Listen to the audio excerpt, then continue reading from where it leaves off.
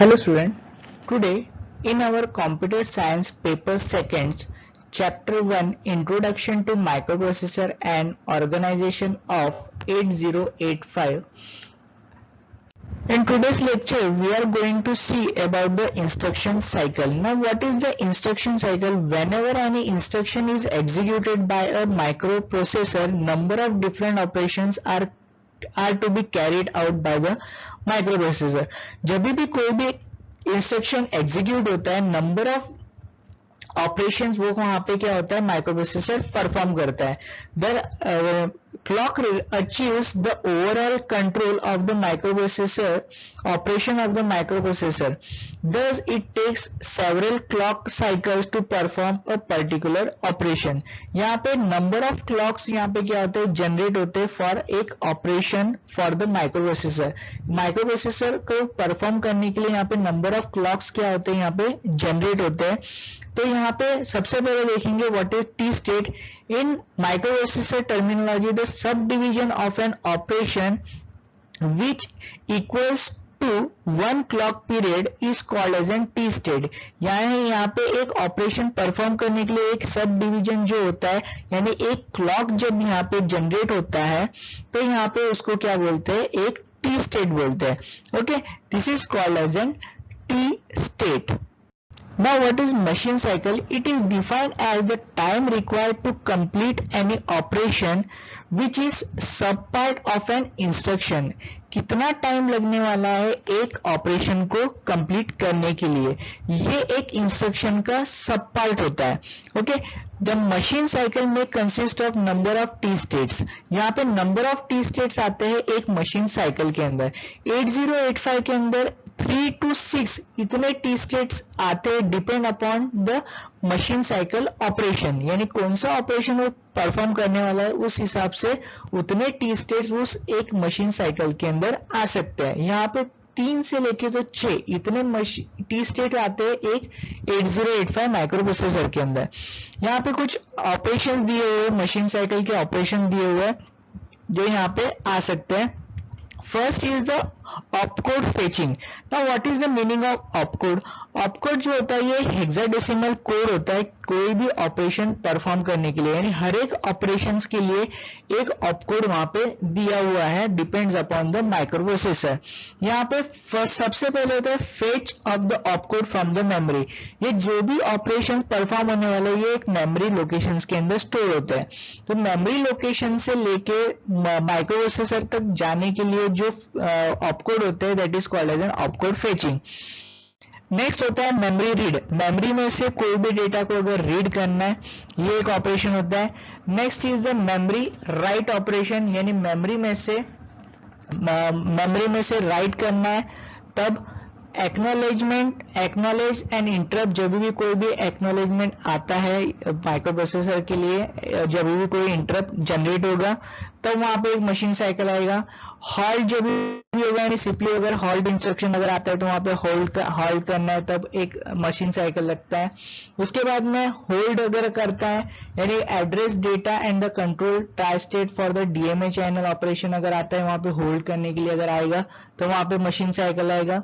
Reset operation after resetting. अगर reset होता है तब वहां पे एक मशीन साइकिल जनरेट होती है. Now we are going to see about the instruction cycle.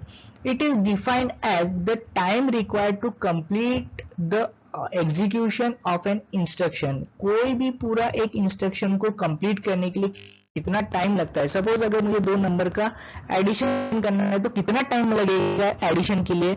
It is called as an one machine cycle. As instruction cycle में consist of number of machine cycle. अभी एक इंस्ट्रक्शन साइकिल के लिए number of machine cycle हो सकते हैं.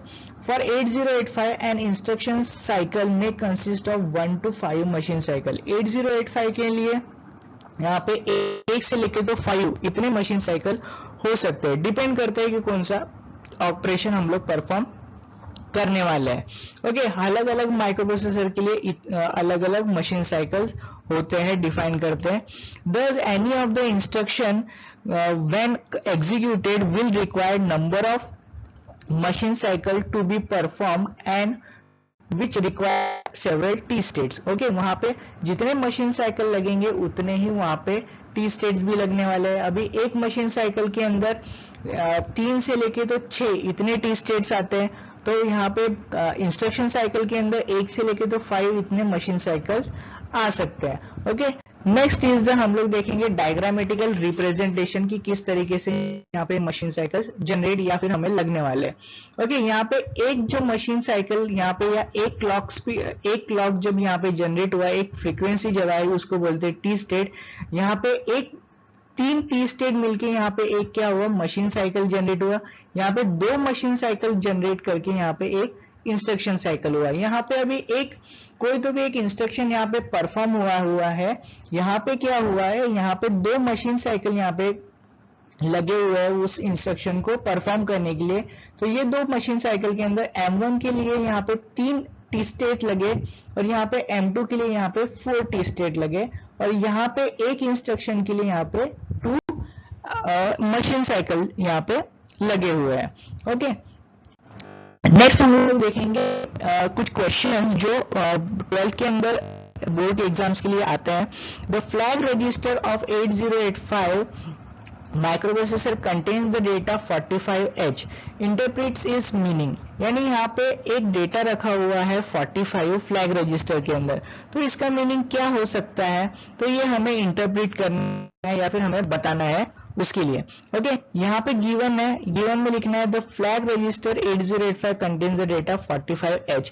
अभी कभी भी यहाँ पे H अगर लिखा हुआ रहेगा तो इसको हम लोग इंडिकेट करते हैं hexadecimal number.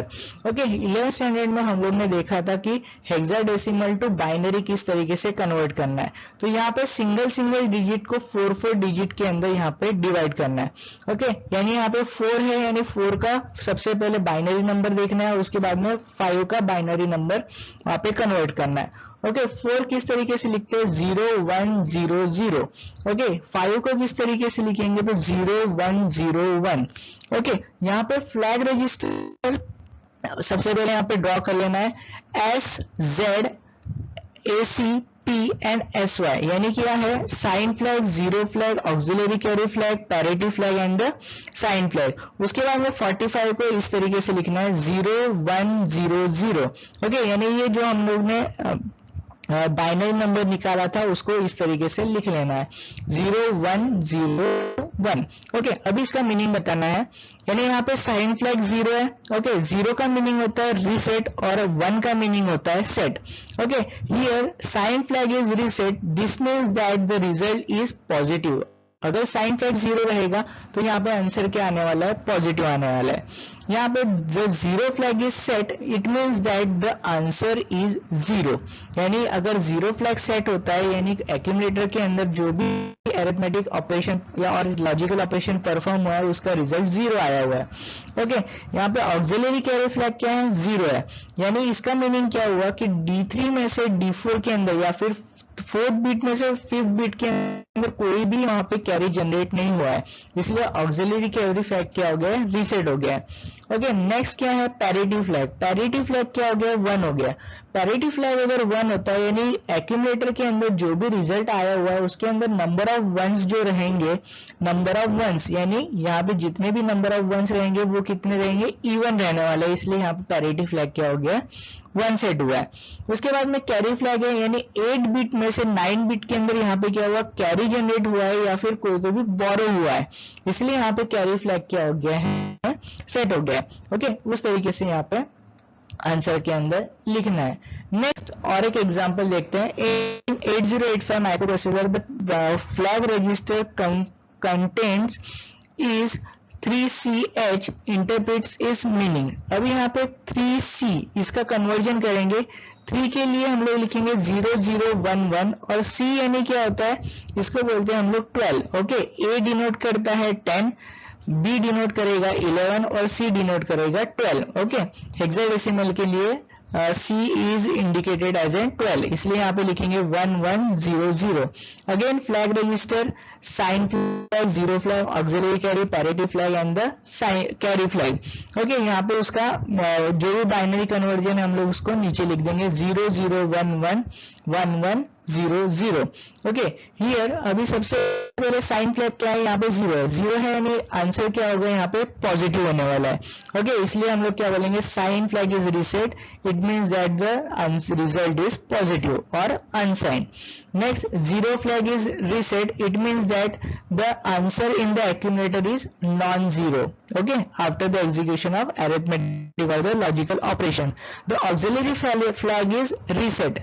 Auxiliary flag is set. It means that there is a carry from 4th bit to 5th bit or the D3 to the D4. Okay, यहाँ पे एक बिट का क्या हो गया, वहां पे कैरी जनरेट हुआ है, इसलिए वहां पे ऑक्सिलरी कैरी फ्लैग क्या हो गया, सेट हो गया.